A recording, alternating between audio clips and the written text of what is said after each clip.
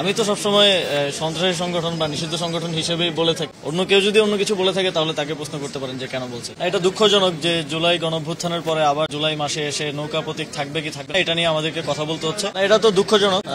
আমরা লক্ষ্য করেছি যে সারা দেশ থেকে বিভিন্ন সন্ত্রাসীরা সেখানে গিয়ে আশ্রয় নিয়েছে এবং গতকালকে একটা নেক্কারজনক ঘটনা সেখানে ঘটেছে। এটা আমরা কখনোই প্রত্যাশা করি না। আমরা চাই যে শান্তিপূর্ণভাবে বাংলাদেশের মানুষ শান্তিপ্রিয়, শান্তিপূর্ণভাবেই সবকিছু রাজনৈতিক কার্যক্রমও চলবে, এটাই আমরা প্রত্যাশা করি। আইনশৃঙ্খলা রক্ষাকারী বাহিনী তো আমার মতে আমি যতটুকু দেখেছি ভালো ভূমিকা পালন করেছে এবং তারা সফলভাবে সেখান থেকে প্রত্যেককে ইভাকুয়েট করতে পেরেছে এবং আশা করছি আমাদের স্বরাষ্ট্র মন্ত্রণালয়ের লিডারশিপে যারা এই ঘটনাগুলো ঘটিয়েছে, অস্ত্রশস্ত্র সহ হামলা করেছে, তারা গ্রেফতার হবে। আমি তো সবসময় সন্ত্রাসী সংগঠন বা নিষিদ্ধ সংগঠন হিসেবেই বলে থাকি। অন্য কেউ যদি অন্য কিছু বলে থাকে তাহলে তাকে প্রশ্ন করতে পারেন যে কেন বলছে। এটা দুঃখজনক যে জুলাই গণঅভ্যুত্থানের পরে আবার জুলাই মাসে এসে নৌকা প্রতীক থাকবে কি থাকবে না, ইভেন আওয়ামী লীগের কার্যক্রম নিষিদ্ধ হওয়ার পরেও নৌকা প্রতীক থাকবে কি থাকবে না এটা নিয়ে আমাদেরকে কথা বলতে হচ্ছে। অল ডিউ রেসপেক্ট, যেহেতু আমাদের ইলেকশন কমিশন সাংবিধানিক প্রতিষ্ঠান এবং আমি সরকারের একটা অংশ হিসেবে না, আমি বাংলাদেশের একজন নাগরিক হিসেবে এবং জুলাইয়ে যারা জীবন দিয়েছে, যাদেরকে হত্যা করা হয়েছে, তাদের জায়গা থেকেও এটা অত্যন্ত